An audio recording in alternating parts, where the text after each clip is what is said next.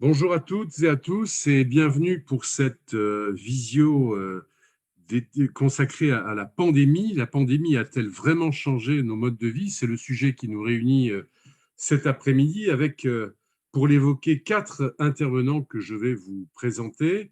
Marie-Claire Villeval, qui est directrice de recherche au CNRS GATT et qui est à l'origine de cette initiative. Florine Martin, qui est chargée d'études à l'UNEDIC, Marie-Rachel Jacob de l'EM Lyon, qui est professeure associée et coordinatrice du groupe Faculté droit RH et management, et enfin Sébastien Delafont, qui est le CEO de Meilleurs Agents, une entreprise spécialiste des services immobiliers.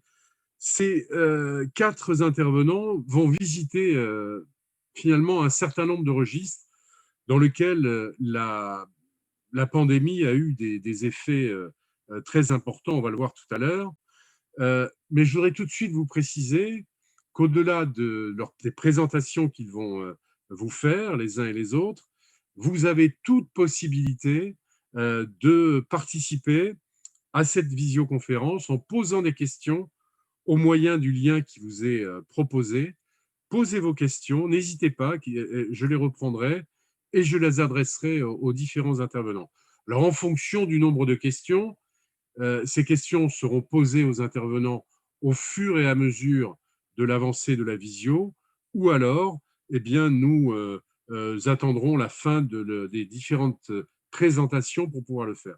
Ce que je peux simplement vous dire, mais je ne voudrais pas vendre la peau de l'ours, c'est que pour avoir échangé avec les intervenants, on va vraiment s'apercevoir que cet accident qui nous est arrivé avec la pandémie, euh, accident, comme tout accident inattendu, brutal, a véritablement bouleversé des pans entiers de notre vie. La question qui se pose, c'est de savoir si c'est précisément accidentel, si c'est ou si on est sur des changements profonds. C'est le vrai sujet auquel on va s'intéresser. On va s'intéresser. On va commencer avec tout de suite une des thématiques importantes. Vous le savez tous, ce sont les effets de la pandémie sur la recherche d'emploi. Avec vous, Florine Martin, mais au préalable, peut-être, oui. Marie-Claire Villeval, excusez-moi, je pense qu'il serait peut-être utile que vous nous précisiez, micro ouvert, pourquoi vous avez jugé nécessaire d'organiser cette visioconférence. La pandémie a-t-elle vraiment changé nos modes de vie? Oui, bonjour à tous. Effectivement, la pandémie et surtout les mesures de politique sanitaire et économique qui ont été mises en place pour la combattre représentent un phénomène unique, en tout cas à l'échelle de nos vies. C'est un phénomène durable qui bouleverse tous les aspects de notre existence, à la fois en créant une incertitude absolue et puis en changeant nos pratiques et nos habitudes de vie. Et donc, il m'a semblé qu'effectivement, il serait intéressant d'illustrer ce bouleversement dans différents domaines. Tout d'abord, le travail. Effectivement, comment trouver du travail, comment recruter quand on ne peut plus sortir de chez soi, quand certaines activités sont arrêtées, quand on a une incertitude forte sur la durée de la crise et donc sur l'emploi, et comment notre rapport au travail change à cette occasion. Et donc, Florine Martin pourra effectivement nous présenter une nouvelle étude de l'UNEDIC sur ces questions. Ensuite, quand on a un emploi, le télétravail, le développement des outils digitaux permettent de continuer son activité, mais en même temps, on transforme totalement la façon de communiquer avec les autres, l'organisation de son temps, l'organisation de son espace. Et donc, Marie-Rachel Jacob, qui est spécialiste de RH à l'EM, pourra nous parler de l'impact de ces transformations du travail. Transformation du travail, du télétravail, de son espace, ça veut dire aussi bouleversement de son espace de vie. Et ça interpelle la question du logement. La crise questionne nos choix résidentiels, notre ancrage dans les territoires. Et donc la possibilité de télétravailler exige plus d'espace privatif chez soi, mais peut aussi nous inviter à nous éloigner des centres-villes ou des banlieues et changer aussi la demande de transport, par exemple. Et donc, il m'a paru important de donner la parole à un expert de l'immobilier, Sébastien Delafont, et pourra effectivement nous parler de son expérience. Et puis enfin, Le confinement, l'isolement, la distanciation peut aussi questionner nos rapports sociaux, nos préférences sociales, la confiance entre les individus et les citoyens. Et donc, moi, j'apporterai un regard plutôt d'économiste comportemental sur ces questions. Voilà. Merci pour cette présentation, Marie-Claire Villeval. Alors, première intervenante de cette visioconférence GECO, dont je rappelle le titre, « La pandémie a-t-elle vraiment changé nos modes de vie ?» Florine Martin, vous êtes chargée d'études à l'UNEDIC et vous vous intéressez aux effets de la pandémie sur la recherche d'emploi. Alors, question, la Covid-19 provoque une envolée du chômage dans le monde. En France, il a bondi au troisième trimestre. Il a lourdement frappé les salariés précaires, les intérimaires, les CDD, ainsi que ceux concernés par les nombreux plans sociaux déclenchés depuis la survenue de la pandémie. En cet automne 2020, il affecte durement, très durement même, les personnes en recherche d'emploi et en particulier les jeunes diplômés. Florine Martin, dressons avec vous un état des lieux des effets de la pandémie sur la recherche d'emploi en France. Où en est-on aujourd'hui ? Alors bonjour, effectivement, merci beaucoup pour cette introduction. Alors je vous partage mon écran que normalement vous devez voir. Voilà. Effectivement, donc la recherche d'emploi et la recherche de candidats a vraiment été profondément impactée par la crise. Et je vais vous présenter aujourd'hui les premiers résultats d'une enquête qui porte donc sur l'impact de la crise de la Covid-19 et qui a été réalisée par l'UNEDIC, qui est l'organisme gestionnaire de l'assurance chômage et qui finance avec l'État l'activité partielle. L'objectif de cette étude, c'était d'avoir des infos qu'on ne pouvait pas trouver dans les données administratives traditionnelles et de mieux comprendre comment la crise avait impacté les différents acteurs. Donc, cette enquête a été réalisée avec l'Institut CSA avant le premier confinement, puisque le terrain s'est déroulé entre la mi-septembre et la mi-octobre. 3 échantillons représentatifs de population ont été interrogés. D'une part, les demandeurs d'emploi inscrits à Pôle emploi, ainsi que des salariés qui ont été enquêtés par Internet, et d'autre part, des employeurs qui ont été interrogés par téléphone. Donc, mon intervention va se dérouler en 3 parties. La première partie va traiter de l'impact de la crise de la Covid-19 sur le projet professionnel des salariés, mais également des demandeurs d'emploi.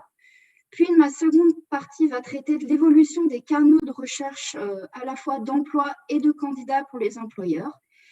Et ma dernière partie va s'interroger sur l'évolution du rapport de force au moment du recrutement. Donc, je vais maintenant passer à ma première partie qui concerne donc l'impact de la crise de la Covid-19 sur le projet professionnel des demandeurs d'emploi et des salariés. Donc, avant de rentrer dans le vif du sujet, je voulais tout d'abord vous dire quelques mots sur la confiance qu'ont nos différentes cibles concernant d'une part l'économie française et d'autre part leur avenir professionnel ou l'avenir de leur établissement. En effet, on voit qu'on observe davantage de confiance quant au cas personnel et au projet professionnel et à l'avenir à la fois des demandeurs d'emploi et des établissements que par rapport à l'économie française. On voit également que les demandeurs d'emploi sont beaucoup plus pessimistes que les 2 autres cibles de notre enquête. Maintenant, passons au projet professionnel. On voit que la crise de la Covid-19 a impacté plus ou moins fortement le projet professionnel de plus des 2/3 des demandeurs d'emploi et 1/3 des salariés, principalement à cause de la crise économique que la crise sanitaire a générée.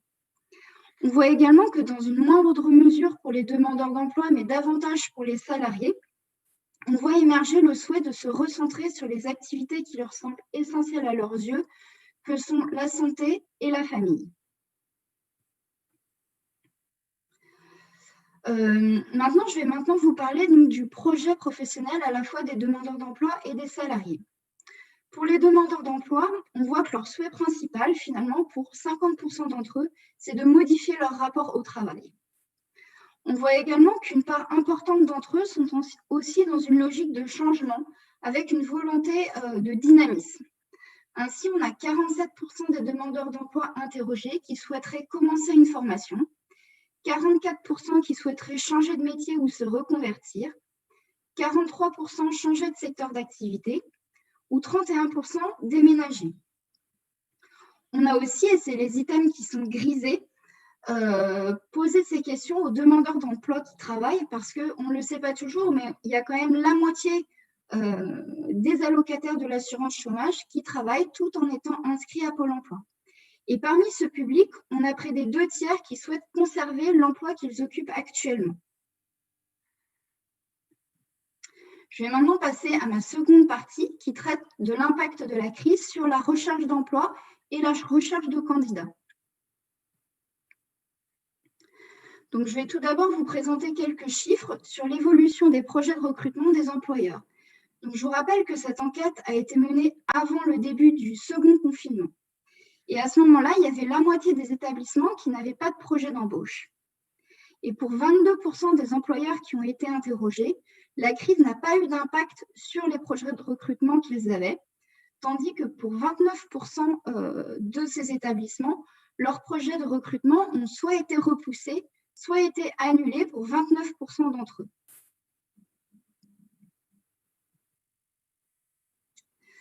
Du côté des demandeurs d'emploi, on voit que les 2/3 des demandeurs d'emploi affirment qu'ils ont modifié leur démarche de recherche d'emploi depuis le début de la crise sanitaire.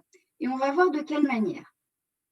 La partie de droite nous permet de voir que la grande majorité des demandeurs d'emploi ont continué à rechercher un emploi durant le premier confinement. Ainsi, on a les 2/3 d'entre eux qui ont gardé le même rythme, voire qui ont intensifié leur recherche d'emploi durant le confinement. Et cette proportion est encore plus grande parmi les demandeurs d'emploi qui ont été en contact avec un conseiller Pôle emploi. On voit également que leurs recherches d'emploi se sont encore accélérées avec le déconfinement pour 31% d'entre eux. Du côté des entreprises, on a la moitié des entreprises qui n'ont pas lancé de procédure de recrutement depuis le début de la crise. Mais parmi celles qui ont lancé des procédures de recrutement, on voit que les 3/4 d'entre elles n'ont pas modifié leur process de recrutement. Ils recrutent toujours de la même façon. On est donc pour les employeurs dans une adaptation qui est bien moindre que pour les demandeurs d'emploi, qui, comme on l'a vu précédemment, ont bien davantage changé leur façon de rechercher un emploi. Maintenant, du côté des demandeurs d'emploi, on a plus de 8 demandeurs d'emploi sur 10 qui utilisent les techniques numériques de recherche d'emploi, et encore davantage avec la crise. On a donc 91% des demandeurs d'emploi qui indiquent qu'ils recherchent ou qu'ils répondent à des offres d'emploi sur Internet, dont 32% qui utilisent davantage ce canal depuis le début de la crise. Et on a également 82% des demandeurs d'emploi interrogés qui indiquent qu'ils envoient des candidatures spontanées par Internet, dont 26% qui le font davantage depuis le début de la crise. Ces techniques de recherche d'emploi via les outils numériques sont davantage utilisées avec la crise par les jeunes, mais également par les nouveaux inscrits qui sont inscrits depuis mars 2020, donc depuis le début de la crise. On a également 78% des demandeurs d'emploi qui utilisent leur réseau personnel ou professionnel. On remarque également, et c'est la dernière ligne du graphique, que le fait de se déplacer chez un employeur pour remettre son CV en main propre est moins utilisé du fait de la crise. On a 31% des demandeurs d'emploi qui indiquent qu'ils l'utilisent moins qu'avant la crise. Par contre, et c'est étonnant, on a encore 37% des demandeurs d'emploi qui indiquent qu'ils utilisent davantage ou autant cette technique avec la crise. Et on a 10% qui l'utilisent encore plus qu'avant. Maintenant, côté employeur, comment eux recherchent un candidat? Donc, on voit que ce qui saute aux yeux, outre le fait qu'ils ont peu changé leur process de recrutement, c'est le fait qu'en fait, ils n'utilisent pas les mêmes canaux que les demandeurs d'emploi qu'on a vus précédemment. Ainsi, on voit que le fait de publier des offres d'emploi sur Internet était utilisé donc, par 9 demandeurs d'emploi sur 10 qui utilisaient les offres d'emploi sur Internet, qui répondaient ou qui les regardaient, alors qu'on n'a qu'un établissement sur 2 qui indique qu'il publie des offres d'emploi sur Internet. Donc, ça veut dire que le demandeur d'emploi qui n'utiliserait que cette technique de recherche d'emploi pourrait potentiellement passer à côté de la moitié des établissements qui recrutent. On s'est également intéressé au mode de passation des entretiens de recrutement. Et on a un tiers des demandeurs d'emploi et 3 établissements sur 10 qui nous ont indiqué qu'ils ont eu au moins un entretien de recrutement en mode distanciel depuis le début de la crise, davantage d'ailleurs par téléphone qu'en visio. Et il est également intéressant de noter qu'on a 54% des demandeurs d'emploi qui ont indiqué qu'ils n'ont eu aucun entretien de recrutement depuis le début de la crise sanitaire au mois de mars. Il est également intéressant d'observer que demandeurs d'emploi et employeurs ne s'accordent pas sur qui a demandé cet entretien de recrutement à distance. En effet, on voit que pour 60% des demandeurs d'emploi, c'est l'employeur qui a demandé cet entretien à distance, alors que pour, j'ai inversé. Donc, pour 60% des demandeurs d'emploi, c'est l'employeur qui a demandé cet entretien à distance. Et côté employeur, dans 58% des cas, il s'agit d'une codécision entre l'employeur et le candidat. Par contre, demandeurs d'emploi et employeurs s'accordent sur une chose, c'est qu'ils ont un ressenti qui est globalement positif de cet entretien à distance. Pour 87% des employeurs, ils indiquent que ça leur a permis d'évaluer les compétences et les qualités du candidat, avec un petit bémol dans le secteur du commerce où cette proportion est inférieure, peut-être parce que dans ce secteur, le relationnel est très important et peut-être plus difficile à juger en mode distanciel. Du côté des demandeurs d'emploi, on voit que la majorité des demandeurs d'emploi se sont sentis en confiance pour 80% d'entre eux, rassurés pour 73% ou encore à leur avantage pour 65%. On voit également qu'on a un quart des demandeurs d'emploi qui ont été interrogés qui indiquent qu'ils ont rencontré des problèmes techniques lors de cet entretien à distance, davantage chez les demandeurs d'emploi qui n'ont pas de droit à l'assurance chômage, ou encore parmi ceux qui appartiennent à un ménage qui a un revenu inférieur à 1 000 € par mois. Je vais maintenant passer à ma troisième et dernière partie de mon intervention qui concerne l'évolution du rapport de force entre employeurs et candidats et comment ils vont faire évoluer leurs critères de recherche avec la crise. Donc, cette diapo concerne le côté employeur et on voit tout de suite que côté employeur, ils ne souhaitent majoritairement pas faire évoluer leurs critères pour parvenir à trouver un candidat à recruter. Et quand c'est le cas, ils souhaitent davantage le faire évoluer à la hausse plutôt qu'à la baisse. C'est par exemple le cas de l'expérience, où 16% des établissements indiquent qu'ils souhaitent revoir ce critère à la hausse et 14% souhaitent revoir le niveau de compétences requis à la hausse. Côté demandeurs d'emploi et salariés, on voit que les chiffres sont tout autres et ils sont prêts à beaucoup plus de concessions.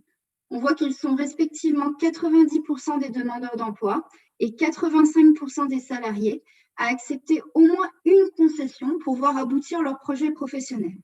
Et on voit que les demandeurs d'emploi sont prêts à davantage de concessions que les salariés. On voit que 82% d'entre eux sont prêts à privilégier les conditions de travail aux missions qui pourraient leur être proposées. 73% des demandeurs d'emploi indiquent qu'ils seraient prêts à signer un CDD ou un contrat saisonnier. 67% seraient prêts à faire de l'intérim. 57% accepteraient un temps partiel et 51% un emploi sous-qualifié. Par contre, ils sont seulement 35% à être prêts à revoir leurs prétentions salariales à la baisse. Qu'est-ce qu'on peut retenir de ma présentation ? Donc, tout d'abord que la crise sanitaire et économique a profondément modifié le projet professionnel des demandeurs d'emploi, qui s'inscrivent davantage dans une logique de changement et de modification de leur rapport au travail. Le deuxième point à retenir, c'est que les demandeurs d'emploi ont majoritairement continué à rechercher un emploi durant le confinement et ils ont même accéléré leur recherche par la suite en recourant davantage aux canaux numériques, alors même que les employeurs ont, eux, modifié leurs procédures pour rechercher un candidat. Dernier point à retenir, et j'en finirai là, c'est que du fait de la crise, Les demandeurs d'emploi sont prêts à de nombreuses concessions pour voir leur projet professionnel aboutir. Je vous remercie pour votre attention. Merci Florine Martin, c'était d'une limpidité totale. Est-ce qu'il y a des... Je ne vois pas de questions remontées pour l'instant de la part des participants. S'il n'y a pas de questions, non, pas de questions a priori. Donc, on va enchaîner avec la deuxième présentation. Avec vous, Marie-Rachel Jacob. Vous, votre dada, si je puis dire, c'est le travail d'organisation. Hein. Je rappelle que vous êtes de l'EM Lyon, vous êtes professeure associée et coordinatrice du groupe Faculté Droit RH et Management. Et avec vous, on va s'intéresser précisément à ce que je disais à l'instant, le travail d'organisation ou l'organisation du travail dans les entreprises. Là, c'est un sujet qui a été fortement impacté par la pandémie. On l'a vu parce qu'au printemps, sous l'effet des mesures du premier confinement, les entreprises n'ont eu que quelques jours pour reconsidérer l'organisation du travail. Le télétravail, pour elles, n'était pas forcément terra incognita, mais elles ont dû s'y mettre de manière assez massive, puisque le télétravail est devenu la norme pour nombre d'entre elles, souvent donc sans qu'elles aient pu en anticiper les modalités et encore moins les effets sur leurs salariés. Marie-Rachel Jacob, à la lueur du premier puis du second confinement que nous vivons actuellement, quels vous paraissent être les effets majeurs de la pandémie sur l'organisation du travail dans les entreprises? C'est un vaste sujet, vous n'avez que 15 minutes pour répondre, on pourrait y consacrer 2 ou 3 heures, mais je vous demande de nous faire une petite présentation en 15 minutes et je rappelle à nos participants qu'ils peuvent poser des questions à ce qu'a dit Florine Martin, qui était très intéressant sur l'évolution des modalités de recherche du travail. Et puis maintenant, avec Marie-Rachel Jacob, c'est à vous pour 15 minutes. Merci beaucoup. Merci pour cette invitation à cette table ronde pour les Journées de l'économie 2020. Donc, c'est vrai que vous avez raison, le sujet de l'impact de la pandémie sur l'organisation du travail des entreprises est très vaste. C'est pour ça que ce que je vous propose aujourd'hui, c'est d'essayer d'envisager ces transformations à la lumière d'une approche, donc le travail d'organisation, c'est-à-dire ce que les entreprises et les salariés doivent mettre en œuvre effectivement pour réaliser le travail dans ces conditions. Et je reprends effectivement cette approche du travail d'organisation qui a été développée par le sociologue Gilbert de Terssac. Donc, Madame Villeval le disait en introduction, hein, les conséquences de la pandémie, c'est une incertitude absolue, c'est des changements de pratique, c'est la distanciation sociale. Et donc, je voudrais cadrer effectivement la réflexion que je vous propose autour du travail d'organisation sur ces deux facteurs extrêmement forts, donc l'incertitude et la distanciation sociale. Donc, je vais partager avec vous donc une diapositive qui va me permettre d'articuler un petit peu la perspective que je vous propose d'aborder aujourd'hui. Donc, on est bien dans cette incertitude accrue, absolue, comme le disait Madame Villeval, la distanciation sociale. Et donc, ce que j'envisage effectivement d'essayer d'envisager ensemble, c'est que finalement, on a une exacerbation du travail d'organisation dans les entreprises pour faire face à cette pandémie. Quand je parle des entreprises, je parle bien de 3 niveaux d'acteurs, hein, que sont les dirigeants, les managers et les salariés. Et on va voir effectivement ensemble les différentes préoccupations, les différentes pratiques hein, qu'on a pu évoquer déjà dans cette table ronde. Et donc, essayer de voir un petit peu comment tout s'embrique autour de cette idée de trouver une manière finalement de fabriquer, de structurer les actions engagées pour réaliser un travail. Donc effectivement, Madame Villeval le rappelait, hein, le premier élément, c'est la politique sanitaire qui a été mise en place par les gouvernements et le gouvernement français en particulier autour de règles sanitaires. Et donc effectivement, la première dimension du travail d'organisation que je vous propose d'envisager, c'est la dimension d'un travail de mise en conformité. C'est-à-dire qu'une fois qu'on a effectivement cette politique sanitaire, il faut que les entreprises se l'approprient. Il faut qu'on puisse décliner au sein des entreprises un protocole pour respecter les règles sanitaires, non seulement pour les salariés, mais aussi pour les clients, pour les entreprises qui reçoivent du public. Et donc, tout ce travail effectivement de mise en conformité, il est à la fois important, mais il est aussi récurrent, puisqu'on a vécu un premier confinement qui a effectivement stoppé toutes les activités, on va dire, sur site, mais après, il y a eu le déconfinement avec la mise en place effectivement de protocoles. On pense aussi aux restaurateurs qui ont eu à faire face à ce déconfinement, mais aussi à un couvre-feu, puis à un second confinement. Donc, c'est pour vous dire effectivement un petit peu la récurrence de ce travail de mise en conformité qui pèse sur les entreprises et les hommes et les femmes qui composent ces entreprises, donc au niveau des dirigeants, des managers et des salariés.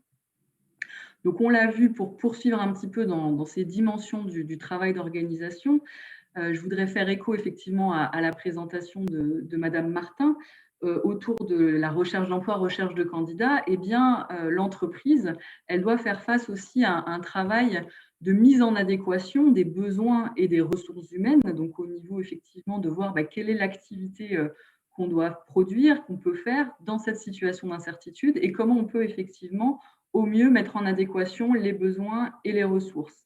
Donc effectivement, ça joue sur la gestion des recrutements, la gestion des départs. On pense au plan de licenciement, on pense à la mise en chômage partiel, etc. Donc les entreprises ont dû faire face à ce travail-là. Et aussi également un enjeu de formation, donc accueillir, intégrer un nouvel arrivant, un nouveau salarié en situation d'incertitude et de distanciation sociale, ça nécessite effectivement d'adapter un certain nombre de choses à l'intérieur de l'entreprise. Même si, Madame Martin l'a rappelé, effectivement, les entreprises ont continué à recruter. Celles qui avaient des projets de recrutement ont pu mettre en œuvre des moyens comme les entretiens par téléphone ou par visioconférence pour effectivement vérifier le niveau de motivation et l'adéquation du candidat au poste proposé. Mais effectivement, on voit que les entreprises n'ont pas encore forcément déployé des pratiques différentes par rapport à ça. Donc, est-ce que c'est aujourd'hui, ça va le rester, ou est-ce qu'elles vont quand même transformer aussi ces modalités de recrutement? Ça fait partie effectivement des questions qu'on suivra avec intérêt. Et effectivement, sur la partie formation, que ce soit les nouveaux entrants, mais aussi les salariés, notamment par rapport à ces règles sanitaires, on voit aussi la difficulté de la distanciation sociale par rapport à un mode de formation qui était quand même dominant en France, qui était la formation en présentiel. Et donc, comment on passe d'un mode de formation en présentiel à un mode de formation en distanciel, en sachant que ce que nous montrent les pratiques aujourd'hui, c'est que ce n'est pas une simple transposition. Il faut vraiment adapter la manière, effectivement, de faire passer les messages, d'intégrer l'interaction possible entre les participants. Et si la technologie numérique est très aidante, ça nécessite quand même de repenser un petit peu la façon de former effectivement les personnes sur quel sujet, qu'est-ce qui va être vraiment efficace. Donc, ça fait partie effectivement de cette dimension que je vous propose de considérer comme ce travail de mise en adéquation des besoins et des ressources avec des modalités effectivement qu'on a déjà, mais qui restent encore peut-être à améliorer au vu des contraintes qui pèsent en matière de distanciation sociale. Donc, sur ce qui marchait effectivement bien en présentiel, on a toujours la question de comment on peut le mettre en œuvre avec les technologies numériques. Donc là, c'était la deuxième dimension que je voulais aborder avec vous. Donc, il y a une troisième dimension de ce travail d'organisation autour des objectifs de production. Donc, dans cette phase d'incertitude absolue, comment on fait effectivement pour se rendre compte qu'est-ce qu'il faudrait produire, avec quelles méthodes et quels outils. Et donc, je propose effectivement d'envisager, quand on vient traduire effectivement cette question collective de quels objectifs vers les individus, à la question de la régulation de la charge de travail. Donc effectivement, on voit des entreprises qui ont des objectifs à la hausse, d'autres à la baisse. Et dans tous les cas, il faut se poser la question effectivement pour les salariés, pour les travailleurs, comment ça se traduit au niveau de la charge de travail individuelle, collective, etc. Et comment on peut adapter aussi les objectifs de production, notamment quand ils sont trop importants, à la capacité humaine de travailler dans ce mode de distanciation, dans ce mode d'application de règles sanitaires assez fortes, etc. Donc la question des méthodes et des outils va être assez importante. il faut vérifier effectivement que les outils soient adéquats, qu'ils soient appropriés par les salariés. Et on retrouve encore une fois effectivement l'enjeu de formation qu'on avait déjà abordé précédemment. On voit aussi apparaître des nouveaux rôles aussi en lien avec cette charge de travail liée à l'application des règles sanitaires. Donc, dans les entreprises qui reçoivent du public hors période confinement, des rôles de facilitateurs, de personnes qui essaient de réguler effectivement les flux de circulation, rappeler aux personnes de porter leur masque, etc. Donc, on a des nouveaux rôles qui apparaissent dans les entreprises et qui font face à cette organisation du travail spécifique en cas de pandémie. Et d'autre part, on a aussi cette question du management à distance, qui n'est pas nouvelle en soi, mais qui est, comme le disait Madame Villéval, extrêmement accrue et exacerbée dans cette période et dans ce deuxième confinement en particulier, puisqu'il faut pouvoir maintenant que les entreprises soient capables effectivement de piloter les activités, de pouvoir manager des personnes sans du tout les avoir sur le même site, au même endroit, tout ensemble, en même temps, etc.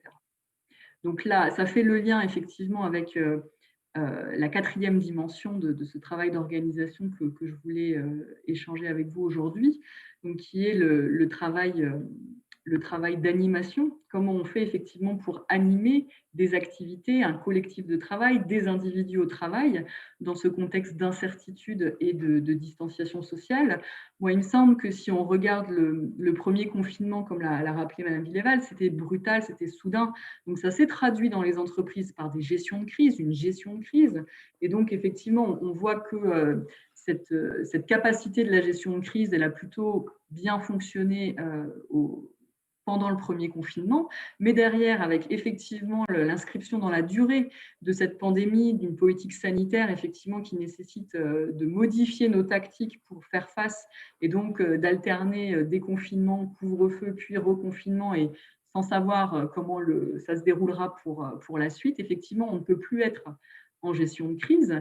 Et donc, ça pose encore une fois la question de ce management à distance, de pouvoir l'implanter de manière durable pour animer effectivement, réguler la charge de travail et effectivement, je dirais, répondre à cette équation qu'on voit pointer dans les recommandations aujourd'hui autour de comment gérer à distance, comment animer le télétravail. Donc, on voit dans les pratiques actuelles une recommandation vers plus d'individualisation de la relation entre l'entreprise et le salarié, l'entreprise et le travailleur, pour pouvoir adapter au mieux effectivement le travail qui peut être fait dans le contexte du logement en ce moment même, du travailleur si la personne est en télétravail. Donc, on a vu des inégalités.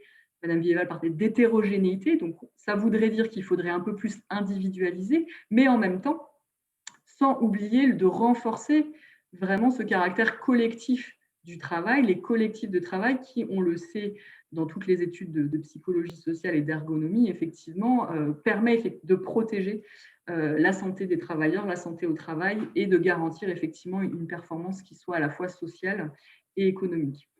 Donc, comment on fait en sorte effectivement de tenir cette exigence d'individualisation avec cette exigence de collectif sans pouvoir se voir en vrai et en devant effectivement parer à des urgences, à des crises qui sont effectivement subies par les entreprises. Donc, ça m'amène à la dernière dimension du travail d'organisation que je voudrais aborder avec vous aujourd'hui, donc qui me semble être le travail émotionnel, entendu comme cette activité où, bien que chacun ressente des émotions négatives engendrées par la situation anxiogène, la peur de tomber malade, la peur que les proches tombent malades, la peur pour ses parents, la peur pour ses enfants, pour ses proches, etc. Donc, comment on concilie nos propres émotions négatives avec le besoin dans les liens de travail et les liens de service à la clientèle de véhiculer des émotions positives pour justement garantir la coopération, pour permettre effectivement d'aller vers la production en commun, de faciliter les échanges, etc. Donc, ce travail émotionnel aujourd'hui, au sein même du travail d'organisation, il me paraît effectivement aussi très, très important et en même temps figurer un petit peu la tension, le paroxysme de la tension aujourd'hui sur les individus et les collectifs de travail autour effectivement ces émotions négatives qui doivent quand même être dissimulées ou gérées par les individus pour pouvoir véhiculer des émotions plus positives qui permettent la coopération, le service au client, dans ce cadre effectivement de télétravail et en essayant de remplir effectivement, d'atteindre cette idée de santé au travail, de bien-être au travail malgré tout. Donc voilà, dans le temps effectivement qui m'était imparti, un petit peu les 5 dimensions que je voulais échanger avec vous autour de ce travail d'organisation qui est important, qui est récurrent pour les entreprises et qui affecte effectivement beaucoup de dimensions, beaucoup de pratiques, aussi bien au niveau de l'organisation que des individus, et donc qui génère effectivement aujourd'hui beaucoup de tensions dans les entreprises et au niveau des personnes qui sont en situation de travail aujourd'hui. Voilà, Une question. Merci beaucoup, Marie-Rachel. Là encore, c'est limpide et très intéressant. Une question complémentaire. J'ai envie de dire, dans ce domaine de l'organisation du travail, donc fortement impacté par la pandémie, on avance un peu en marchant, on découvre les difficultés au fur et à mesure qu'elles se présentent, faute d'avoir pu les anticiper compte tenu de la brutalité de la survenue de la pandémie et des adaptations qui en ont suivi dans les entreprises. Est-ce que vous notez une prise de conscience de la part des dirigeants sur ces problématiques et la volonté de les appréhender avec des outils et peut-être une lecture totalement nouvelle par rapport à ce qu'ils avaient l'habitude de faire avant? C'est vrai que le champ est très large, donc prise de conscience sur ces problématiques.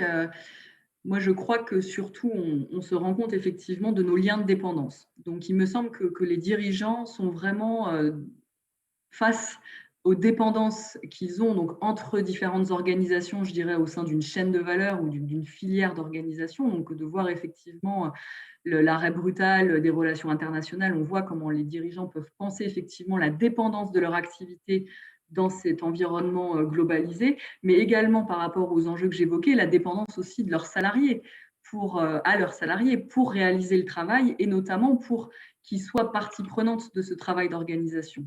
Donc, moi, il me semble que la prise de conscience, elle est face au constat de dépendance.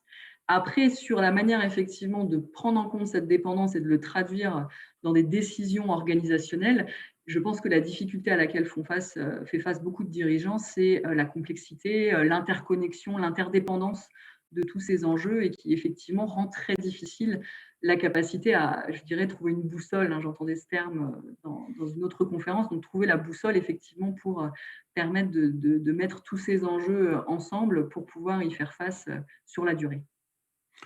Alors, je ne vois pas de questions apparaître à ce stade. J'espère qu'il n'y a pas de souci de liaison avec nos participants qui souhaiteraient vous interroger, mais peut-être que Marie-Claire Villeval, Sébastien Delafont, Florine Martin, vous avez des questions pour Marie-Rachel Jacob. Est-ce que vous avez sa présentation vous a inspiré des remarques? Parce que vous aussi, vous êtes au contact de tas d'entreprises et vous avez pu noter les difficultés auxquelles elles sont confrontées en termes de ce que Marie-Rachel appelle le travail d'organisation. Pas de questions de votre part? Non, mais Sébastien Delafont? Oui, bonjour. D'abord, j'ai trouvé que la présentation de Marie-Rachel était très intéressante. J'ai envie de lui demander,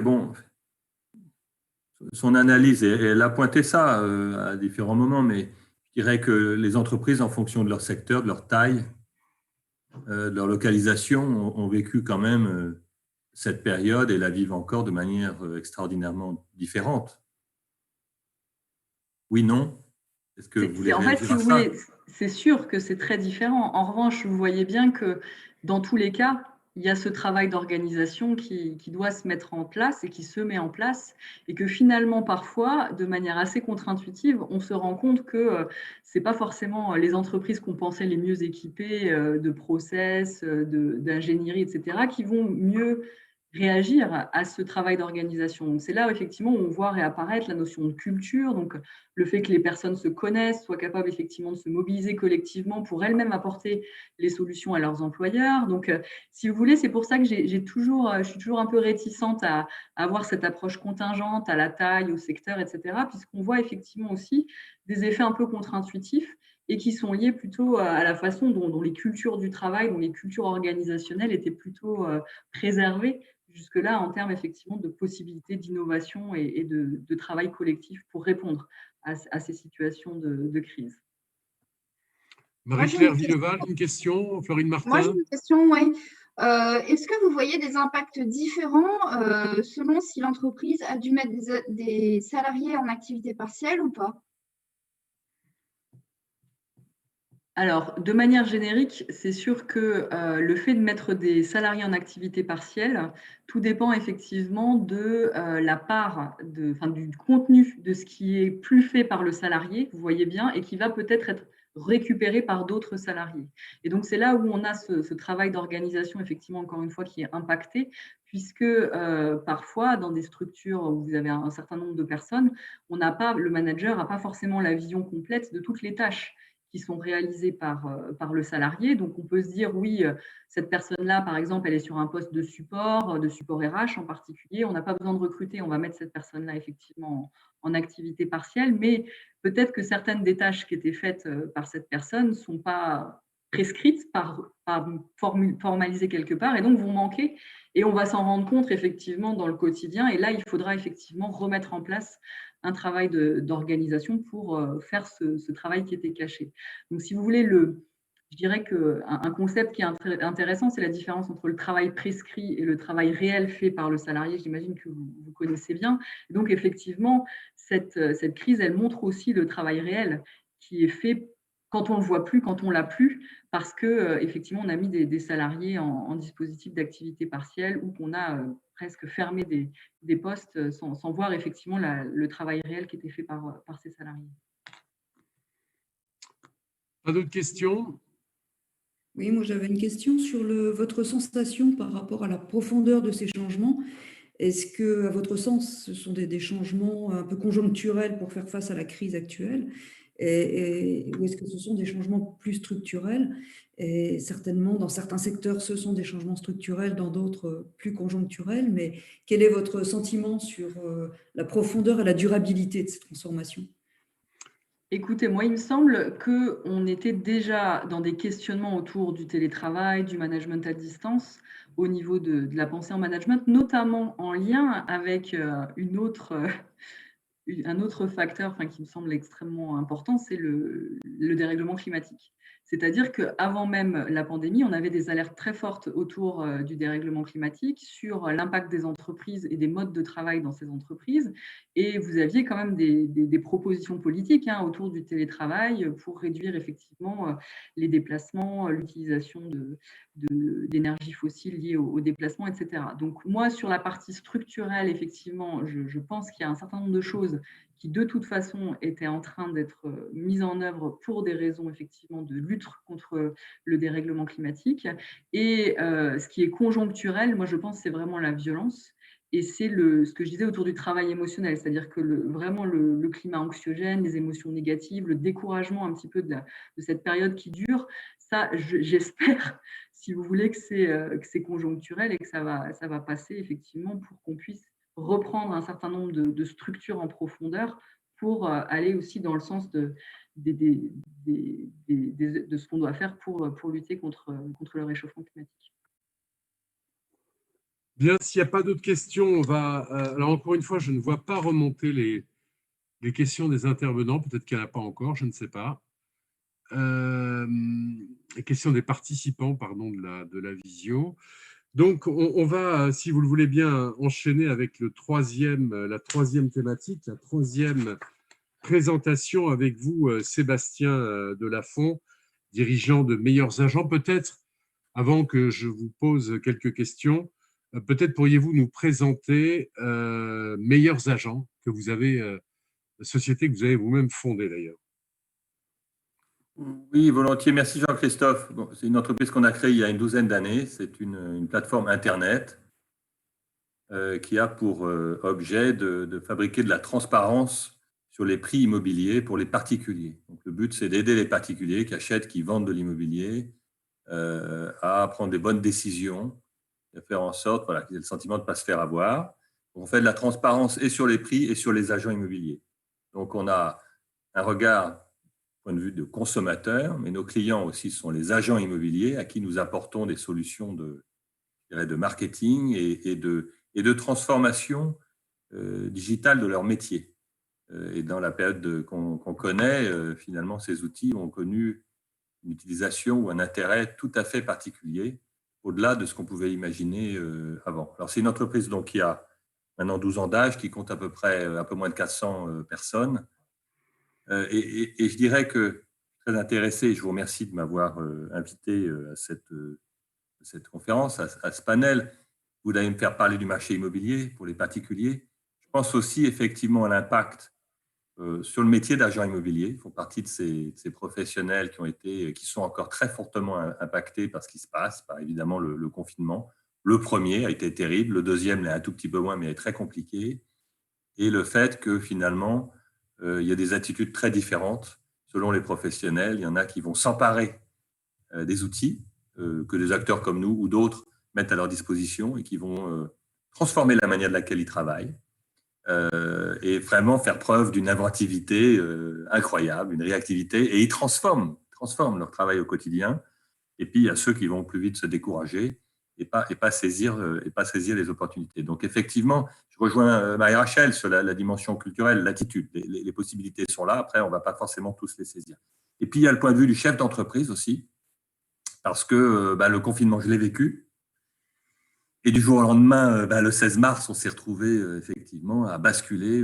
À l'époque, on n'était pas 400, on était 300 ou 350, à basculer autant de personnes du jour au lendemain entièrement en télétravail. Et j'ai quand même là loué le ciel d'avoir, bien sûr pas moi tout seul, mais enfin, qu'on ait préparé l'entreprise, non pas à cette éventualité-là, mais au fait de devoir travailler à distance. On avait connu à Paris des grèves, des mouvements sociaux importants qui nous avaient préparés aussi à faire en sorte de devoir travailler à distance. Si on n'avait pas eu ça, on aurait été, je pense, beaucoup moins agile. Voilà. OK. Merci pour ces précisions. Alors, ces derniers mois, Sébastien Delafont, les médias se sont fait l'écho de ces familles traumatisées par le premier confinement. Je dis vraiment traumatisées parce que c'est l'impression qu'elles donnaient. Ces familles qui, au sortir de ce premier confinement, ont décidé de quitter leur petit logement dans des métropoles pour un plus vaste en milieu rural ou dans des villes moyennes un peu partout en France. Est-ce qu'il s'agit, selon vous, d'un effet de mode ou au contraire d'une tendance durable? En d'autres termes, quels effets la pandémie produit-elle aujourd'hui sur le choix de la localisation et de la demande immobilière en France? Je pense que c'est une très, très bonne question.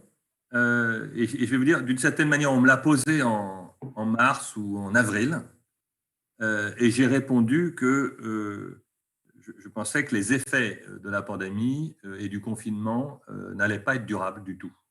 Qu'il y avait effectivement un phénomène d'exaspération, de découragement, que les gens allaient rechercher effectivement des alternatives, mais que peu de temps après la sortie du confinement, tout ça allait revenir à la normale. Aujourd'hui, on est 6-8 mois plus tard, je me rends compte à quel point je me suis trompé. Donc, mon premier diagnostic était mauvais. Il était faux, profondément faux. Voilà. Donc, ça pour moi, c'est intéressant, c'est de voir, on n'a pas encore énormément de recul, mais j'ai vraiment assez radicalement changé d'opinion sur cette question. Je vais vous dire pourquoi. Donc, je me suis trompé. Alors, c'est déjà bien de le reconnaître. Oui, et je pense que ça m'aide aussi de m'être trompé, parce que ça fait aussi que je suis vraiment, comme nous tous, là, en quête d'éléments de compréhension, de voir pourquoi je me suis trompé et qu'est-ce qui est à l'œuvre en ce moment. Et je trouve ça absolument fascinant. Donc, en gros, la réponse à votre question, c'est oui, il y a un mouvement durable. Ce n'est pas un mirage médiatique. Ce ne sont pas juste des articles pour vendre des journaux.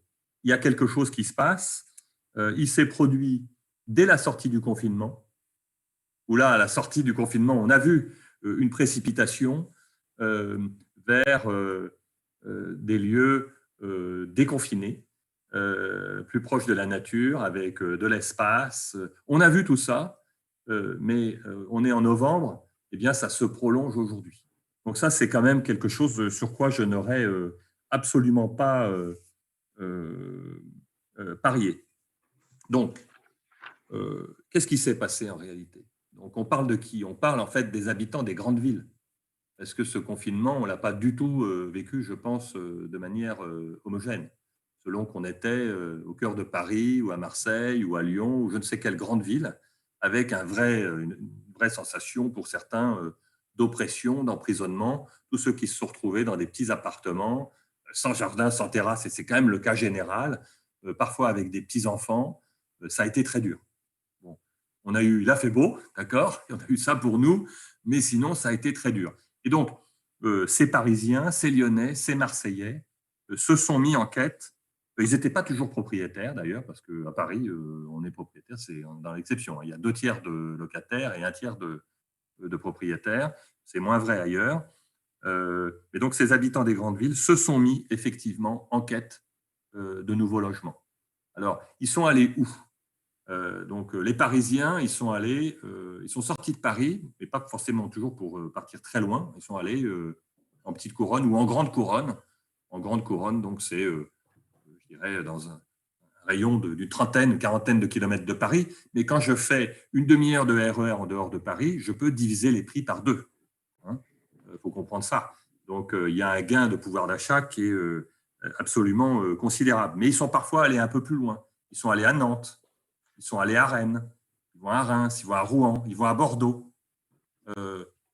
Donc, ils vont plutôt dans des villes, je dirais, périphériques à Paris, qui sont connectées par le TGV, et normalement moins de 2 heures, et ils ont gardé leur emploi à Paris. Je parle de Paris, mais les Lyonnais, les Marseillais, eux aussi sont sortis. Alors, ils sont allés en périphérie de leur ville, mais ils sont aussi, pour un certain nombre d'entre eux, complètement sortis. Et ils sont allés à la campagne. Et un certain nombre de Parisiens ont commencé à le faire. Et quand ils ne sont pas sortis directement, je dirais, ils ont acheté une maison qui n'était pas forcément toujours dans les plans, une résidence secondaire, et que c'est un sujet qui était un peu en perte de vitesse ces 10 ou 15 dernières années. La résidence secondaire, perçue comme poste de coût, difficile à entretenir, etc. On a toutes sortes d'alternatives ces dernières années. Elle est revenue à la mode. Et il y a pas mal de biens immobiliers qui étaient sur le marché au printemps, dont les agents immobiliers ou les vendeurs s'attendaient à ce que ça mette un certain temps avant de se vendre, sont partis comme des petits pains. Ils sont partis comme des petits pains parce qu'il y avait des Marseillais, des Parisiens qui se sont dit « ça y est, on veut un nid, on veut pouvoir s'installer, si jamais ça se reproduit, pouvoir s'installer comme certains l'ont fait pendant un confinement. On en a tellement souffert de ne pas pouvoir avoir ça. » Donc, ils se sont vengés à ce moment-là. Et je crois que ce phénomène est en train de perdurer. Donc, qu'est-ce qui vous fait penser, Sébastien Delafont, que ce phénomène qui a quand même été déclenché par la survenue brutale de la pandémie et du confinement, qu'est-ce qui vous fait penser que c'est un phénomène durable et que ce n'est pas juste un effet de mode de quelques mois et que passé la pandémie, l'arrivée du vaccin, etc., tout le monde regagnera, si je puis dire, ses pénates? Il y a pas mal de choses. Bon, il y a des éléments de marché que je vais vous citer par la suite. D'abord, ce qu'on constate, c'est que l'activité immobilière en région reste très soutenue. Et les uns et les autres, on peut parler, nous on a des remontées parce qu'un agent immobilier sur 2 en France est notre client, mais autour de nous, chacun peut parler à des agents immobiliers dans ces régions et ils vous diront, alors bien sûr il y a des zones qui sont plus ou moins attrayantes, mais dans des zones plus ou moins rurales, périurbaines, accueillantes où la nature est belle, eh bien, il y a une activité qui reste soutenue, au-delà de toute attente.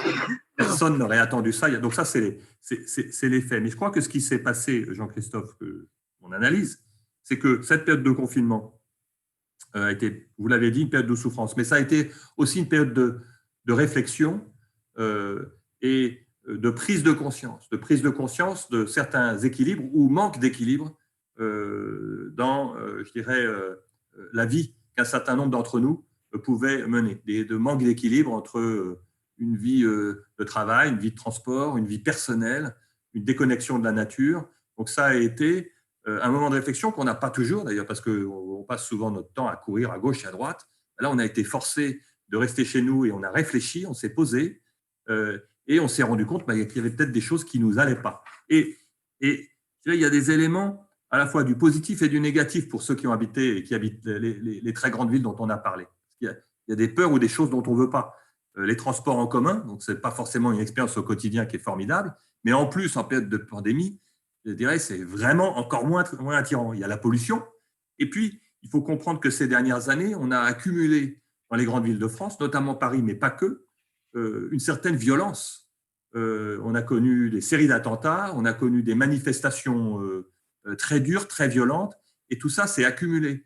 Et pendant qu'on s'est retrouvés coincés, notre rapport à la ville, on a fait un peu un bilan et on s'est dit, ce n'est pas forcément là que j'ai envie de vivre. Donc, il y a ces peurs, des choses qu'on a voulu fuir. Et puis, il y a des envies aussi. Et les envies, c'est plutôt du côté positif. On a eu envie d'espace, on a eu envie d'un accès à l'extérieur, bien sûr, d'une terrasse, d'un jardin, de pouvoir circuler librement.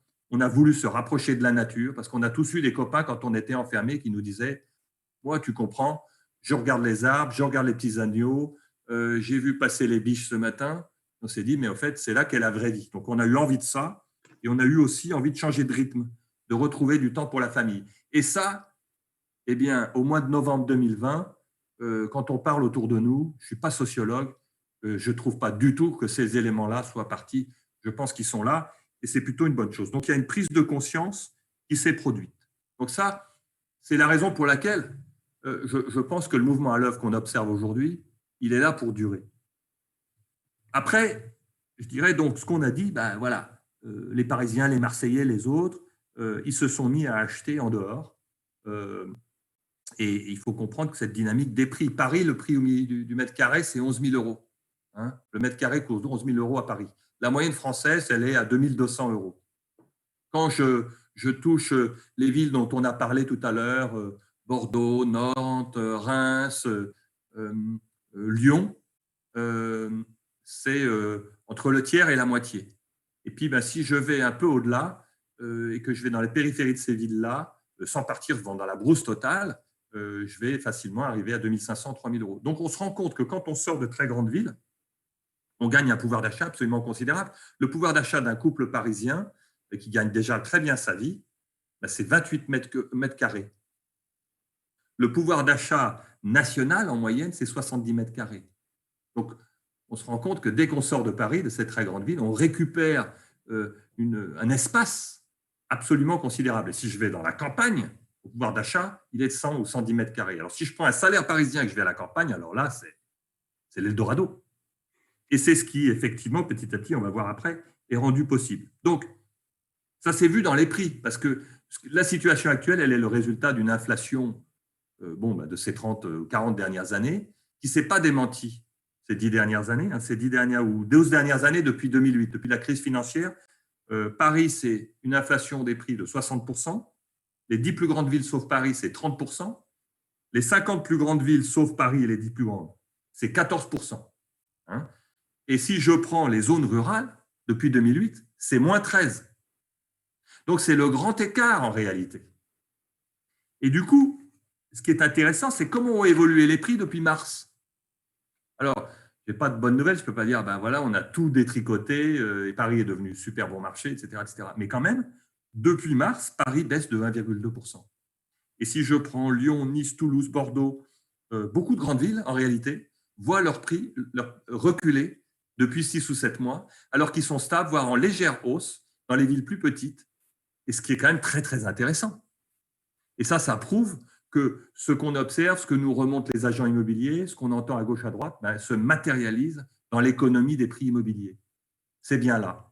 Alors, ce n'est pas un tsunami, mais c'est bien là. Oui, Jean-Christophe. Alors, Sébastien, tout ça est très intéressant. Ça ouvre des perspectives, notamment pour des territoires qu'on disait un peu déclassés, ces villes moyennes un peu oubliées entre les métropoles et la campagne, et puis les territoires ruraux, auxquels vous faisiez allusion tout à l'heure. Néanmoins, pour que cet effet soit durable, encore faut-il que la promesse soit tenue, notamment pour ces gens qui veulent venir s'installer à la campagne, ce qui renvoie d'ailleurs au rapport au travail, évoqué tout à l'heure avec Marie-Rachel Jacob. Est-ce que les territoires en prennent conscience de cet enjeu très fort pour eux en mettant leur niveau d'accueil, notamment s'agissant de tout ce qui est digital, à la mesure des attentes de ces nouvelles populations? Probablement pas. Je vous donne cet exemple-là parce que moi, je suis dans un département, le Gers, où il y a eu un effort très, très important pour capter, mais depuis longtemps, cette population de télétravailleurs. Et par exemple, la fibre est disponible en plein milieu rural, en aérien. Est-ce qu'il y a cette volonté un peu partout sur le territoire? Je ne sais pas si cette volonté est présente. En tout cas, ces questions d'infrastructure sont absolument indissociables des mouvements dont on parle. Parce qu'effectivement, sans accès Internet, sans accès au débit, sans moyens de transport efficaces, et notamment qui permettent de se connecter à un lieu de travail, parce que c'est bien de quitter Paris, de quitter Marseille, de quitter Lyon, mais si c'est pour se retrouver très loin à la campagne sans boulot, ça ne va pas. Et donc, là, évidemment, il y a des conditions pour que ça fonctionne. Et donc, il y a des endroits où ça va très bien fonctionner, d'autres pas. Est-ce que la prise de conscience est là? Je suis incapable de répondre, Christophe. Est-ce qu'en revanche, je suis capable de dire, comme nous tous autour de cette table, il y a plein d'endroits où ça ne marche pas parce que Internet n'est pas au niveau, parce que les infrastructures ne sont pas au niveau en matière de transport, parce que les écoles, les crèches, etc. ne sont pas disponibles. Ce n'est pas parce que j'ai quitté Paris que j'ai plus d'enfants à charge. Donc, il y a plein d'endroits qui ne vont pas répondre à notre problématique. Il y en a qui vont pouvoir se mettre en œuvre, se mettre en musique, et puis d'autres pas. Donc, il y a une redistribution à l'œuvre, mais il y a des conditions pour ça, et il y a des pouvoirs publics, il y a des maires, il y a des régions qui, effectivement, vont mieux s'en sortir que d'autres. Il y a un pivot quand même dans tout ça qui est enclenché et qui est génial. Et on en a parlé avant, c'est la relation au travail et le télétravail. Et un tabou qui a sauté. Parce que moi, il y a très longtemps, je travaillais en Grande-Bretagne, j'avais un fonds de capital risque et il y avait des Japonais qui venaient nous voir et qui nous disaient, quand est-ce que vous vous mettez au télétravail en Europe? Je crois, on est en 2003-2004. La technologie était en partie dispo. Et je disais, écoutez, nous, on ne le voit pas, le télétravail. Il a fallu cette crise affreuse pour qu'on s'y mette et pour qu'on se dise, finalement, ça fonctionne, on peut faire confiance et finalement, ça tourne. Et maintenant, on ne va pas repartir en arrière. Le directeur, le numéro 2, je dirais, des opérations de meilleurs agents, un type qui a un job de management super important, il doit gérer 150, peut-être 200 personnes. Il s'est installé à Bordeaux, à 2 heures de Paris. Il ne vient plus à Paris qu'une fois par semaine. Confinement, pas confinement, parce qu'il a fait ça cet été et c'est une situation qui va durer. Et donc, ça, c'est un truc qu'il aurait demandé ça il y a 1 an. On n'aurait jamais accepté un truc pareil. Donc, ça, c'est fondamental et c'est la clé qui va faire tout tourner. Mais si je peux me permettre, Jean-Christophe, j'ai envie d'aller au-delà de l'immobilier. Quelques minutes. Vous avez raison, j'allais vous poser une question, ce serait la dernière. Donc, allez-y, si vous pouvez conclure là-dessus. Oui, parce que je suis en retard. Oui, on est un petit peu en retard et surtout, on a beaucoup de questions qui sont remontées que je vais devoir poser aux intervenants. Mais allez-y. Je fonce. Mais parce que ce que vous allez dire, on en a parlé tous les deux. C'est très intéressant puisque vous montrez bien finalement qu'à travers ce phénomène très particulier qu'on vient d'évoquer, vous avez parlé du rapport au travail. J'ai presque envie de dire, c'est le rapport à la vie qui a évolué. Et j'aimerais bien vous entendre conclure là-dessus, s'il vous plaît. Oui, et c'est très embêtant parce que moi, je suis un optimiste de nature. Donc, je veux voir, mais je vois aussi plein de trucs très, très positifs au-delà de toutes les conséquences dramatiques qu'on voit, financières, médicales, sociales. Je veux voir aussi plein de choses positives à l'œuvre. Il y a, je crois, à l'occasion de cette reconsidération, de fait qu'on revisite notre équilibre de vie, une envie de local, une envie de consommer localement, de consommer des produits locaux, de nos agriculteurs, une envie de soutenir l'économie locale. On voit les mouvements autour de nos librairies. On ne veut pas passer par telle ou telle plateforme. On veut aller faire du click and collect. On cherche dans son quartier quelqu'un qui fait ça.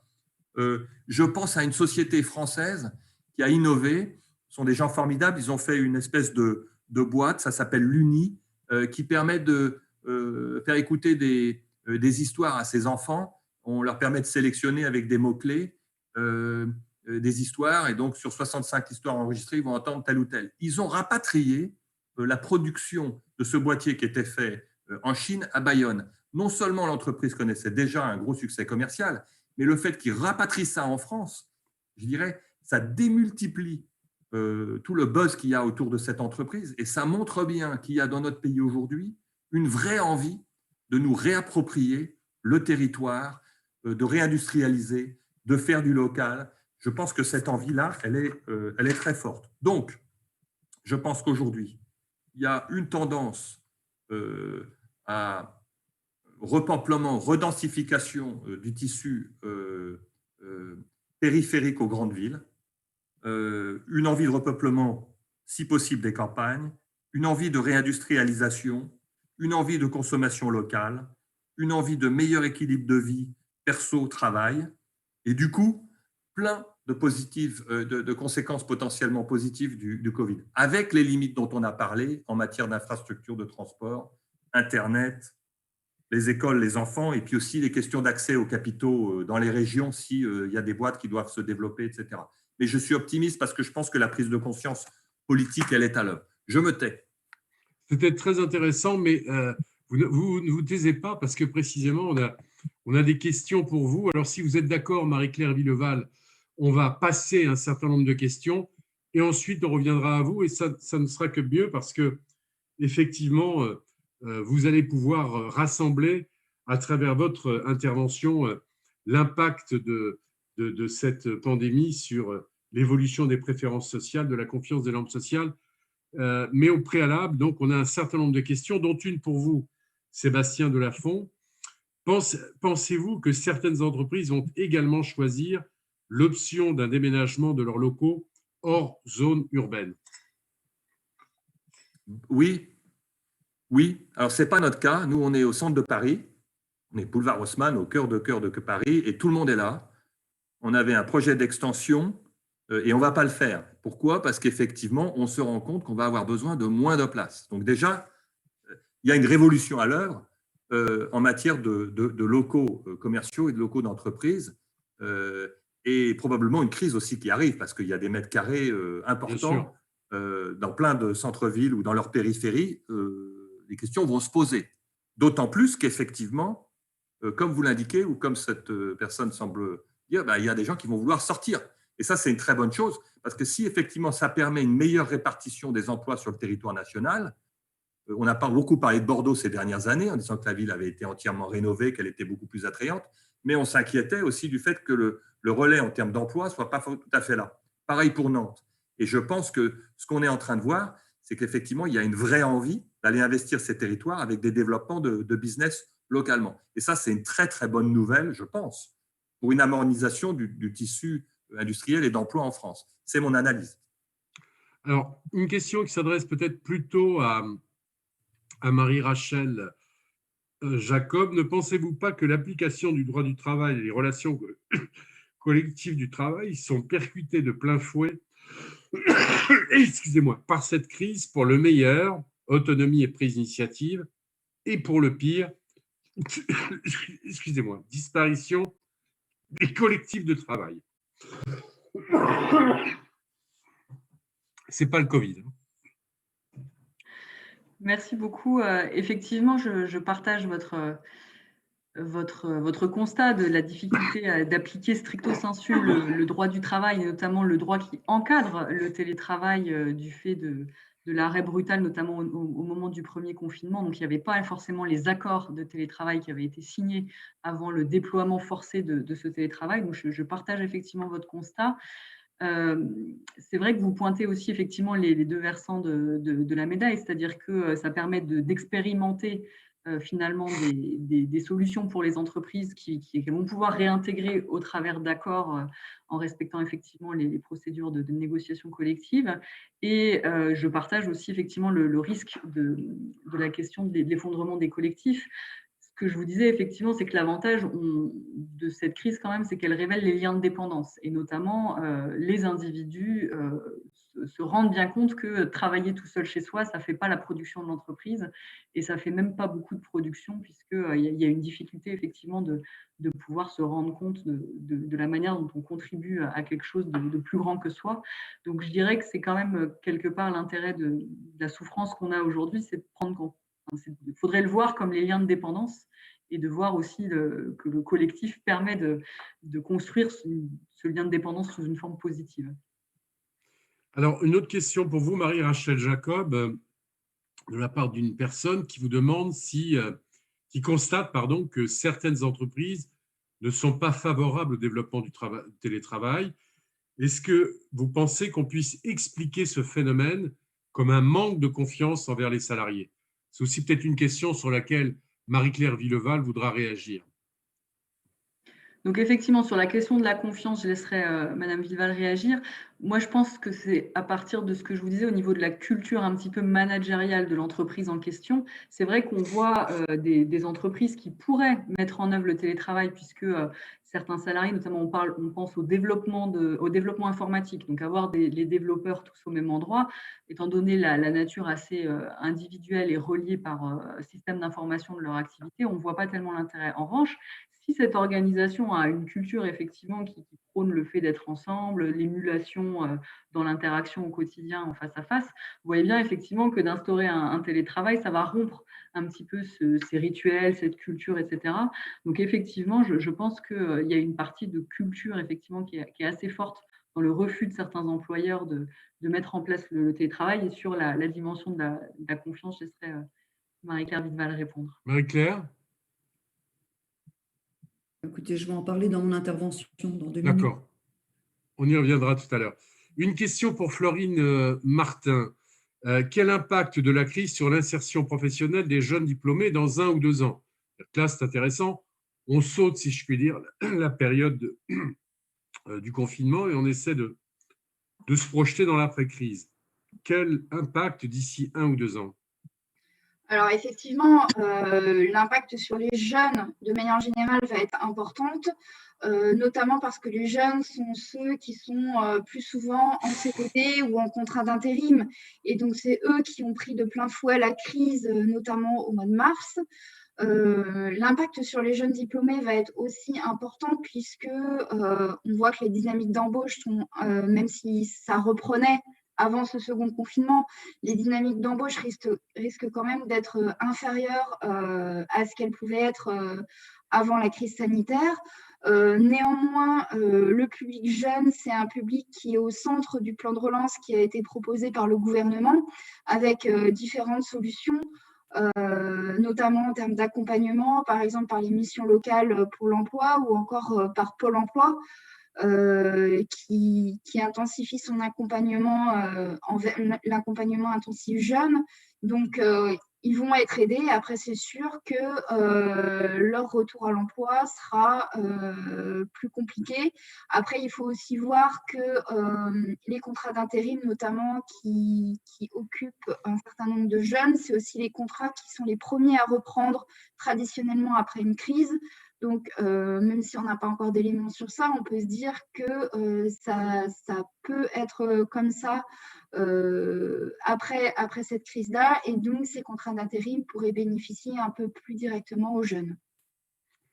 Une autre question pour Sébastien Delafont, s'il y en aurait une pour Marie-Rachel Jacob, et ensuite on passera la parole à Marie-Claire Villeval. Question pour vous à la suite de votre intervention. Alors, je n'ai pas l'auteur de cette question, mais elle est intéressante.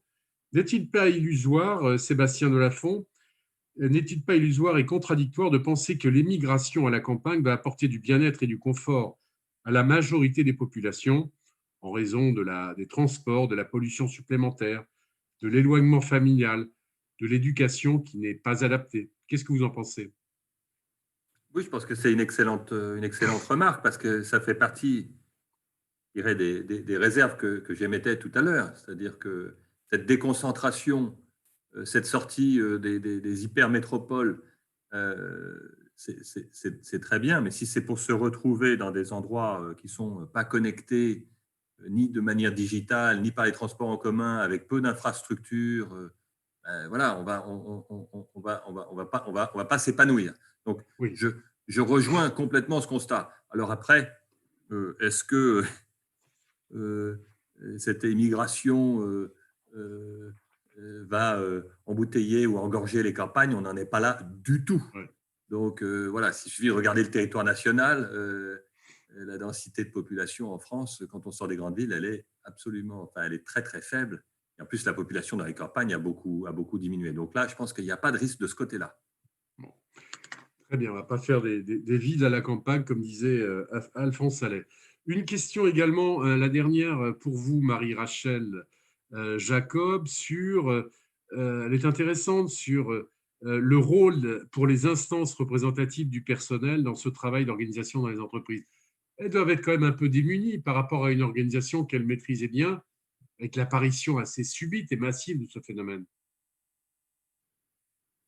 Donc effectivement, merci à la personne qui a posé cette question. Le rôle des instances de représentation du personnel, et notamment avec l'application des réformes du droit du travail, donc l'instauration d'un comité social, d'un conseil social et économique, on a effectivement déjà une grande partie des dossiers de structuration beaucoup plus formelle effectivement du travail qui passe par ce CSE, comme auparavant il passait par le comité d'entreprise.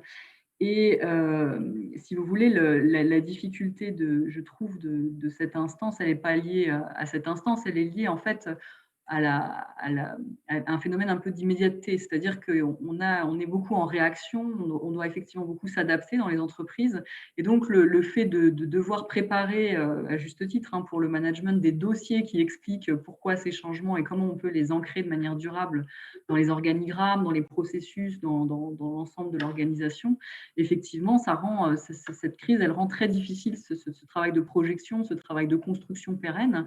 Et c'est vrai que ce que j'aimerais pour ces instances de représentation du personnel, c'est qu'elles puissent aussi accompagner finalement les managers dans ce travail, d'être aussi en co-construction finalement sur cette possibilité d'ancrer de manière pérenne une organisation du travail, pour le coup, qui ne soit plus un travail d'organisation permanent, c'est-à-dire quelque chose qu'on puisse à un moment donné définir de manière assez fixe pour pouvoir justement soutenir l'activité des entreprises, le travail des salariés, même si ça ne veut pas forcément dire rigidifier, mais au moins supporter de manière assez forte. Merci. Il y a encore d'autres questions qui nous arrivent, on les prendra tout à l'heure. On va maintenant écouter Marie-Claire Villeval, directrice de recherche au CNRS GATE, qui est à l'origine de cette visioconférence des GECO. Alors, avec vous, l'impact de la distanciation sociale, un vrai sujet, sur l'évolution des préférences sociales, de la confiance et des normes sociales. Alors, imposer dans le cadre des gestes barrières, la distanciation sociale, comme on l'appelle, bien vilain mot, est devenue la norme, plutôt bien respectée dans l'ensemble, y compris dans le sud où c'est un drame pour les gens de plus faire la bise, dans le sud-ouest de la France, où même les hommes se faisaient la bise, et bien maintenant ils se donnent des coups de coude. Marie-Claire Villeval, vous êtes intéressée à son impact sur les préférences sociales, sur la confiance et les normes sociales. C'est un sujet vraiment très intéressant parce qu'il a été finalement très peu exploré. On s'est davantage intéressé à l'observance de ces gestes barrières qu'à l'impact qu'ils pouvaient avoir sur les relations. Quel premier enseignement tirez-vous des recherches que vous conduisez sur cette thématique? Merci. Effectivement, les mesures de confinement ont bouleversé nos façons d'échanger avec les autres. Elles nous ont coupé de nos collègues, de nos amis, de nos familles. Et sachant que nous sommes avant tout des animaux sociaux, on peut se demander si l'effet est anodin ou est-ce que ça a conduit à des changements plus profonds dans les rapports sociaux. Et on peut avancer 3 hypothèses. Une première hypothèse, c'est que l'isolement et la distanciation sociale poussent à davantage d'individualisme, parce que finalement, l'autre représente la contagion possible, le danger. Le télétravail a tendance à isoler, pousse à se recentrer sur soi. Face à une crise, on cherche d'abord à s'en tirer soi-même. Et on a vu dans un certain nombre de sondages, y compris dans le sondage de l'UNEDIC, qu'on perçoit très différemment la situation macroéconomique et sa situation personnelle. Donc, les mesures de confinement et d'isolement peuvent amener finalement à réduire la confiance dans les autres et à renforcer l'individualisme. Ça, c'est une première hypothèse. Une autre hypothèse, à l'opposé, c'est de mettre en avant, comme l'a fait Marie-Rachel, la prise de conscience des dépendances, des interdépendances sociales. En étant isolé, en étant confiné, on mesure combien les autres nous manquent finalement. On mesure nos liens de dépendance à autrui. On prend conscience qu'on est tous sur le même bateau et qu'on a besoin de solutions collectives. Et puis, on mesure aussi que certaines professions, ce qu'on appelle les travailleurs de deuxième ligne, ont pu s'exposer aux risques sanitaires pour nous permettre de continuer à fonctionner à peu près normalement. Et donc, ça peut renforcer au contraire nos préférences sociales et notre confiance en autrui. Donc, on a deux hypothèses complètement opposées. Puis enfin, une troisième hypothèse, c'est que finalement, un confinement, même sur plusieurs semaines ou plusieurs mois, n'est pas suffisant pour changer notre nature profonde, parce que ces préférences sociales, elles ont été formées par notre éducation, par notre expérience, et on ne va pas, au-delà des changements de désir, d'intention, on ne va pas bouleverser complètement nos préférences, on ne va pas changer de nature. Et ça, c'est un peu l'hypothèse des économistes. On suppose dans nos modèles économiques que les préférences sont bien connues et qu'elles sont stables. Et puis, par ailleurs, le confinement peut aussi changer nos rapports sociaux, pas seulement à travers nos préférences et nos choix, mais aussi en changeant les normes sociales. Qu'est-ce qu'on appelle les normes sociales ? Finalement, c'est ce qu'on considère, ou c'est ce que la majorité des gens considèrent comme étant approprié ou inapproprié de faire en société. Et oui, le succès des mesures de confinement repose sur leur capacité à changer les habitudes, notamment en modifiant la perception justement de ce qui est jugé approprié ou inapproprié par la majorité des gens. Et donc, pour comprendre si ces préférences, comment ces préférences sociales ont été modifiées, on a mené une étude donc, que je voudrais maintenant vous montrer. J'espère que vous voyez mon écran. Est-ce que vous voyez mon écran ? Est-ce que vous voyez mon écran là ? Non. Alors, voyons.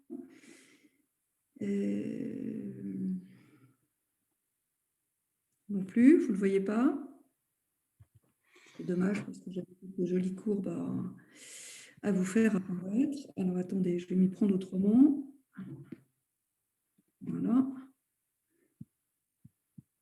Je suis désolée pour ce petit retard. Voilà. Et là, vous ne le voyez toujours pas. C'est bien dommage. Vous pouvez nous faire peut-être une synthèse si vous... Désolée, du coup, je vais le faire, oui. Ouais, en live. Donc, on a fait une étude avec des expériences en ligne, avec des volontaires de notre base expérimentale. Et on a fait cette étude avec 440 participants qui étaient interrogés pendant 15 sessions hebdomadaires, donc une fois par semaine, entre le 18 mars et le 24 juin. Puis on a fait une version courte avec 2 interrogations seulement et 250 autres participants. Donc on a une base assez importante et on a mesuré les préférences sociales, la confiance et l'évolution des normes. Alors, les mesures de préférence sociale, je vais vous demander d'imaginer un peu ces décisions à prendre. Il s'agit de partager une somme entre soi et un autre participant inconnu. Et ces sommes qui sont proposées introduisent plus ou moins d'inégalités.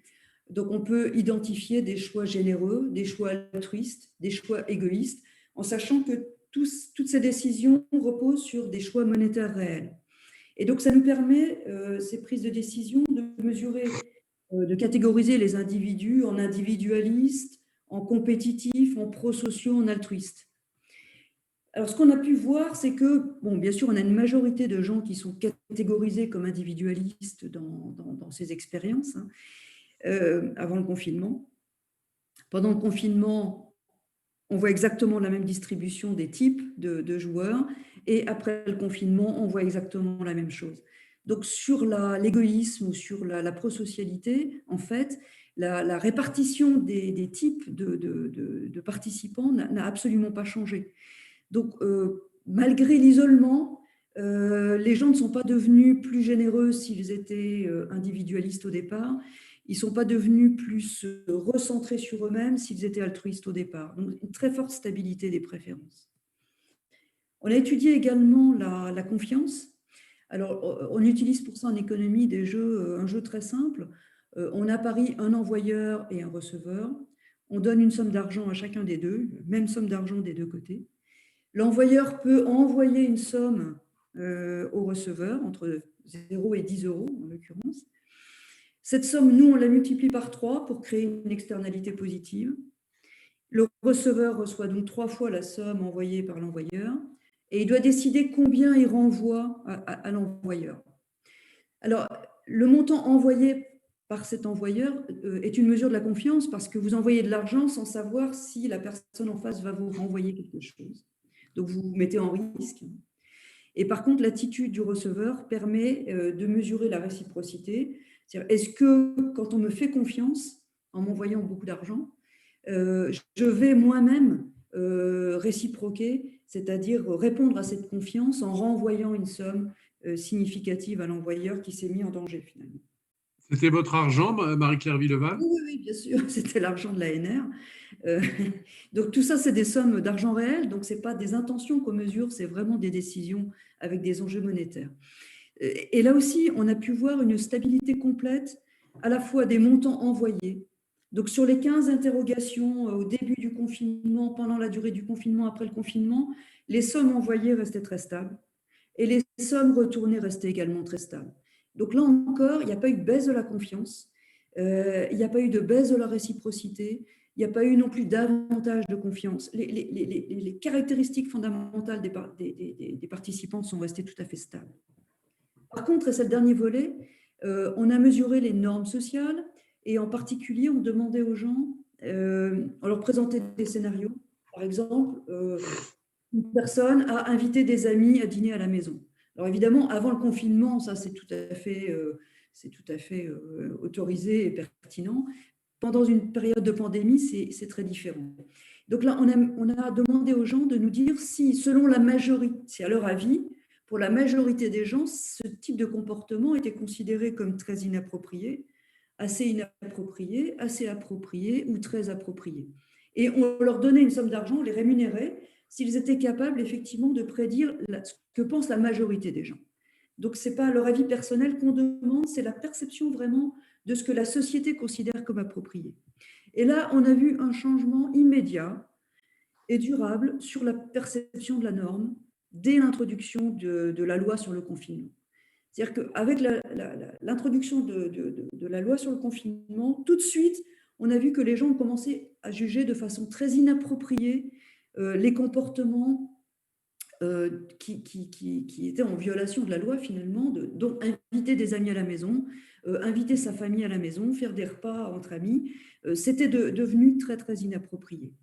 Et donc, et ça correspondait aux pratiques déclarées par ces personnes. On a pu confronter avec leurs pratiques. Effectivement, elles ont changé complètement de pratiques. Et ce n'était pas lié aux perceptions du risque de maladie pour eux-mêmes. Donc, en conclusion, malgré l'ampleur et l'intensité des mesures de distanciation sociale, les préférences sociales et la confiance, en tout cas sur cette période d'observation, ont très peu varié. En revanche, la norme sociale s'est ajustée immédiatement. Alors, qu'est-ce que ça veut dire en termes de politique publique? D'abord, ça veut dire que la loi n'agit pas seulement par peur du gendarme. Si les gens se sont mis à respecter les règles du confinement, globalement, ce n'est pas parce qu'elles avaient peur d'être sanctionnées, d'être punies par une amende. C'est parce qu'elles-mêmes ont changé leur perception de ce qui était considéré comme approprié dans la société. Et donc, c'est important parce que ça veut dire qu'un outil d'intervention publique, un levier d'action potentiellement important et potentiellement très efficace, c'est le travail sur les normes et la perception des normes sociales. Et voilà en gros les conclusions de cette étude qui donc a porté quand même sur un grand nombre de participants. Marie-Claire Villeval, merci. Le temps va nous manquer pour conclure cette visio de manière à respecter l'horaire qui nous était imparti. Si vous étiez capable en une phrase, de résumer ces 4 interventions, laquelle serait-elle? Une seule phrase? Alors, je vais faire Question piège. 3 mots. Je mettrai d'abord incertitude et difficulté à faire des prévisions sur la durée des changements. Une deuxième phrase qui est la réelle prise de conscience d'un besoin de changer et d'opportunité de changer, donc un dynamisme et une accélération des transformations, mais en même temps des fragilités, des concessions, on a vu très importantes, une certaine angoisse aussi, du stress. Et pour terminer, le dernier mot, c'est l'hétérogénéité. Certains maîtrisent leurs opportunités et vont pouvoir faire leur miel finalement de la situation actuelle. Puis il y a beaucoup de personnes qui vont quand même rester sur le tapis pendant un petit moment, qui vont être très angoissées, qui sont angoissées sur l'avenir, qui sont plus exposées. Et donc on a à la fois, on le voit bien, plus d'individualisme peut-être, mais aussi une volonté de changer collectivement. Voilà. Donc c'est une période… Excellent, merci. Bravo pour cette micro-synthèse. Merci Marie-Claire Villeval, merci Florine Martin, Marie-Rachel Jacob et Sébastien Delafont. On aurait volontiers continué parce que c'était vraiment passionnant, mais il est temps de nous séparer et peut-être nous retrouverons-nous avec d'autres thématiques ou d'autres enseignements à partager sur tout ce que la pandémie a pu changer dans nos vies. Encore une fois, merci et bravo pour vos interventions.